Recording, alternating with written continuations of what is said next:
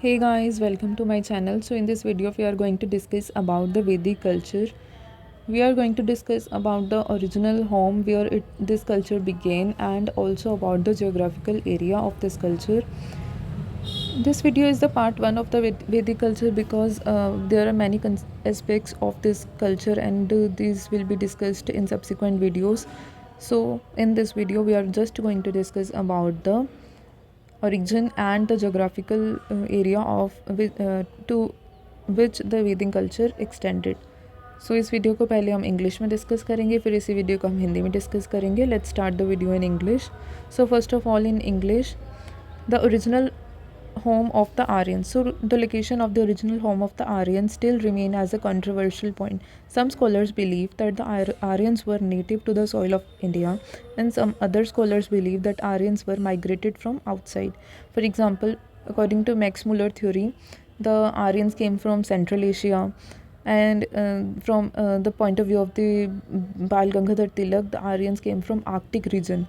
So according to some popular believe the Aryans are supposed to have migrated from Central Asia. So, widely accepted theories of Max Muller, which states that Aryans came from Central Asia into Indian subcontinent in several stages or waves. According to Bagasko inscription, which mentions four Vedic gods, Indra, Varun, Mitra, and Nasatya, it proves that Central Asian theory is correct and that Aryans came from Central Asia.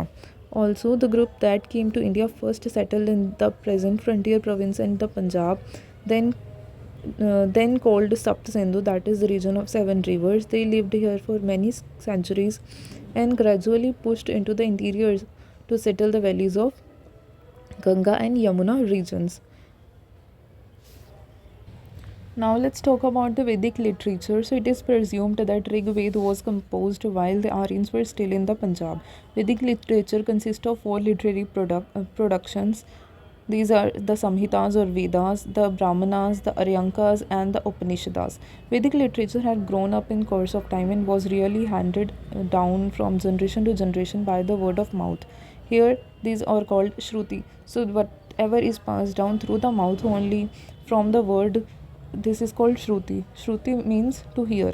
The most important of the Vedic literature are Vedas. Vedas are also called Apaurushya, that is not created by man, but God gifted, and Nitya, that is existed in all eternity. There are four Vedas: Rig Veda, Yajurveda, Samveda, and Atharvaveda. The first three Vedas are jointly called Vedatri, that is trio of Vedas. Of the four Vedas, the Rig Veda, which is a collection of lyrics, is the oldest text in the world, and therefore it is also known as the first testament of mankind. The Rig Veda consists of 1028 hymns, that is 1028 hymns, and 10,580 verses, which are divided into 10 mandals. 6 mandals from 2nd to 7th are called Gotra, that is Vansh mandals, also known as Kul Granth. The first and 10th mandal are said to have been added later on. The 10th mandal contains the famous Purush Sukta, which explains the four varnas, that is Brahman, Kshatriya, Vaishya, and Shudra. The hymns of Rig Veda were recited by Hotri. So all these points are very important to be noted, that the things about Vedas. The Yajurveda, the book, which is the book of sacrificial prayers, is a ritual Ved. Its hymns were recited by Advaryus. It is divided into four parts: Krishna Yajurved, Shukla Yajurved. So it is divided into two parts. One is Krishna Yajurved and second is Shukla Yajurved. In contrast to first two, which are in verses entirely, the one is in both verses and bronze. Now let's talk about the Samved. It is a book of chants and it has 1549, that is 1549 verses. All the verses excluding the 75th were taken from Rig Veda. The hymns of Samved were recited by Udgatri. This Veda is important for Indian music. The Atharvaved. The Atharvaved is the book of magical formula. The fourth and last one contains the charms and spells to ward off evils and diseases. For a very long time, it has not been included in the category of Vedas. Now, let's talk about the Brahmanas. The Brahmanas explain the hymns of Vedas. They are written in prose and ritualistic in nature. So Brahm means sacrifice. The various sacrifices and rituals have been elaborately discussed in Brahmanas. Every Ved has several Brahmanas attached to it. So Rig Ved has Aitreya and Kaushitiki and Sankhyam. Yajurved has Shatpatha, the oldest and largest Brahman, and Taittiriya. Samved has Panchvisha, that is Tandya Mahabrahman, and Shadvinsh, Chadogya, and Jaminya Brahman. Atharvaved has Gopatha Brahman. The word Aranya means the forest. The forest texts were called Aryanka because they were written mainly for the hermits and the students living in the jungles. The Aryanka are the concluding portion of the Brahmanas. Now let's talk about the Upanishads. So Upanishads are also the philosophical texts. They are generally called Vedanta as they came toward the end of Vedas. There are 108 Upanishads, and Vrihadryanka is the oldest Upanishad. अब इन्हीं बातों को हम हिंदी में discuss करते हैं. जो वेदास हैं, ये जो आर्यंस हैं, ठीक है, तो वैदिक कल्चर बेसिकली एसोसिएट करता है आर्यंस के साथ. और आर्यंस की जो ओरिजिन है, ओरिजिनल होम है, उस पर काफ़ी कंट्रोवर्सीज हुई हैं. कुछ स्कॉलर्स का बिलीव है कि आर्यंस जो है वो इंडियन के ही रहने वाले थे, मतलब नेटिव थे इंडियन सॉइल के. कुछ कहते हैं कि ये सेंट्रल एशिया से इंडिया में आए हैं, जैसे कि मैक्सिम लॉर्ड की सेंट्रल एशियन थ्योरी है जो कहती है कि आर्यन सेंट्रल एशिया से आए हैं. और कुछ ने कहा है जैसे कि ये आर्कटिक रीजन से है, मतलब जैसे बाल गंगाधर तिलक जी ने कहा है कि ये आर्कटिक रीजन से आए हैं इंडिया में.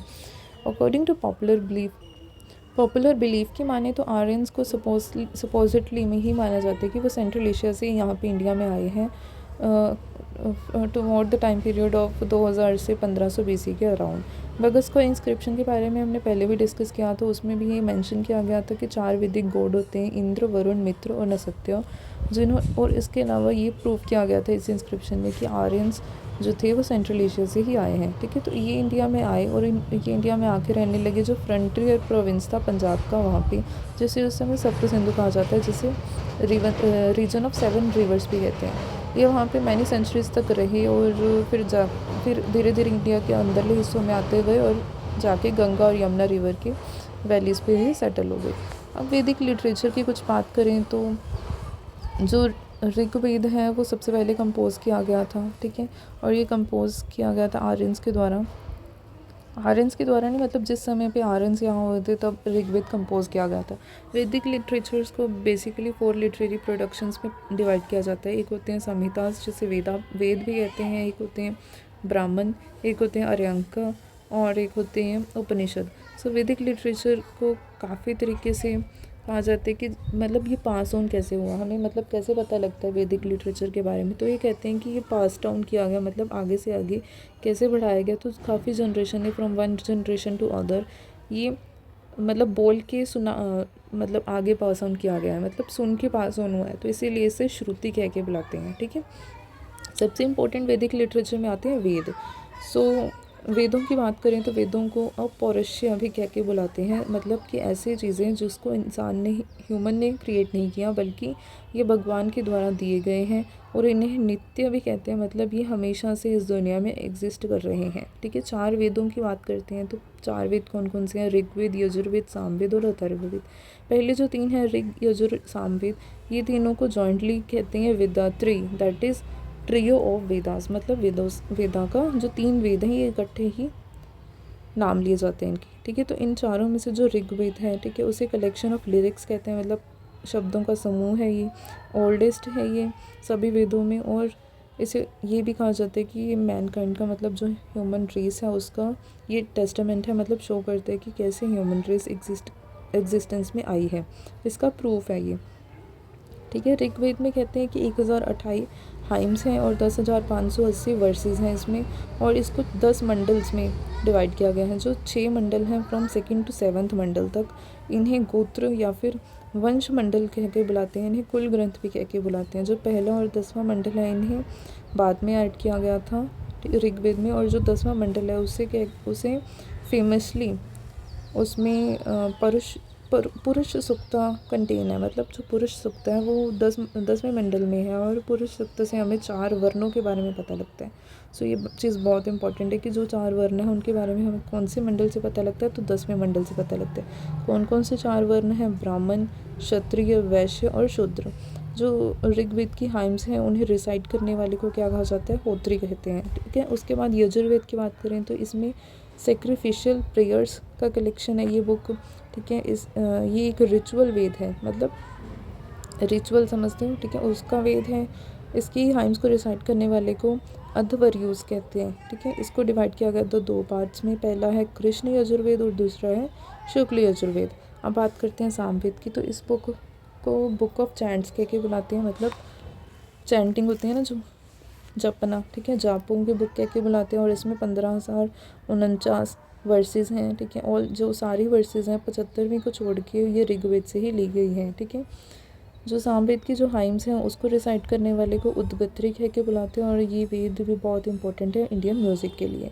आगे बात करते हैं अथर्ववेद की, तो अथर्ववेद को मैजिकल फॉर्मूलाज की बुक कह के बुलाते हैं। ये चौथा और लास्ट वेद है, और इसमें चार्म्स और स्पेल्स दिए गए हैं जो कि इविल और डिजीज़ को भगाने के काम आते हैं, ठीक है। इस वेद को काफ़ी देर बाद ही इंक्लूड किया गया था, वेदों में पहले 3 वेद ही हुआ करते थे। जो अब बात करते हैं दूसरी चीज़ की, जो ब्राह्मण्स की बात की थी तुमने, ठीक है। तो ब्राह्मण्स क्या होते हैं वो एक्सप्लेन करते हैं जो भी हाइम्स होती हैं वेदों की उनको, ठीक है। इनको प्रोज फॉर्म में या फिर प्रोज फॉर्म में लिखा जाता है, और ये रिचुअलिस्टिक होते हैं नेचर में। जो ब्राह्मण होता है, ब्राह्मण का मतलब क्या होता है? सेक्रीफाइस। तो वेरियस सेक्रीफाइसेस और रिचुअल्स के बारे में एलैबोरेटली डिस्कस किया गया है ब्राह्मणास में। और हर एक वेद के कई सारे ब्राह्मण्स हो सकते हैं, जैसे ऋग्वेद के हैं ऐत्रेय एंड कौशिकी की संख्या ब्राह्मण है, ठीक है। यजुर्वेद का है शतपथ जो ओल्डेस्ट एंड लार्जेस्ट ब्राह्मण है, और तैत्तरीय ब्राह्मण। सामवेद का है पंचविशा और चंदोग्या एंड जैमिनय ब्राह्मण। अथर्ववेद का है गौपथ ब्राह्मण, ठीक है। तो आगे बात करते हैं तीसरी चीज़ अरण्य की, मीन्स अर्यंका की। तो अर्यंका में जो अरण्य वर्ड है उसका मतलब होता है फॉरेस्ट। तो अर्यंका क्या है?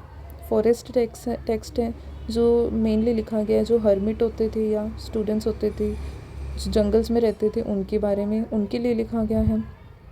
तो ये क्या होते हैं? जो ब्राह्मण्स का कंक्लूडिंग पोर्शन है, मतलब लास्ट में कंक्लूड किया जाता है जहाँ पे ब्राह्मणास को। आगे बात करते हैं उपनिषद की। तो उपनिषद क्या होते हैं? फिलोसफिकल टेक्स्ट हैं, और इन्हें जनरली वेदांत कह के बुलाते हैं। क्यों? क्योंकि ये वेदों के एंड में आते हैं, ठीक है। लगभग नहीं, सॉरी, 108 उपनिषद हैं हमारे पास, और बृहदारण्यका जो है ये ओल्डेस्ट उपनिषद है। ओके, सो ये थी बात वेदों के बारे में और वैदिक कल्चर के बारे में। ये था part 1। Thank you so much.